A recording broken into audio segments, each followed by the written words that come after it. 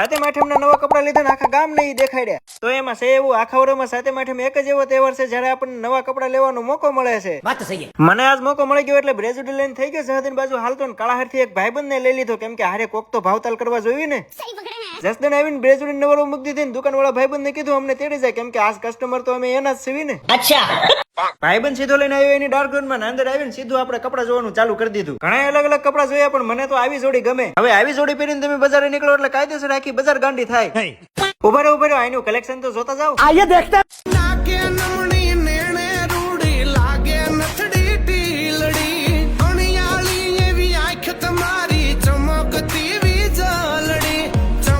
આખી દુકાન ખોલીને બે જોડી કપડા સિલેક્ટ કરી લીધા ને હવે વારો આવશે મારા ભાઈબંધ નો. ભાઈબંધે મસ્ત ભાવતાલ કરી વેળો ને ફાઇનલી બે જોડી કપડા લઈ લીધા. હવે તમારે આવા જોરદાર કપડા લેવા હોય તો મેન બજારેથી મોતી ચોક બાજુ જાવ એટલે રઘુવીર કોમ્પ્લેક્સ આવશે, ત્યાં નીચે તમને જોવા મળશે ડાર્ક ઝોન. અહીંથી ઓનલાઈન કપડા લેવા હોય તો આમની વેબસાઇટ મેં કોમેન્ટમાં પિન કરી દીધી છે, બાકી રૂબરૂ જઈને અડી જજો.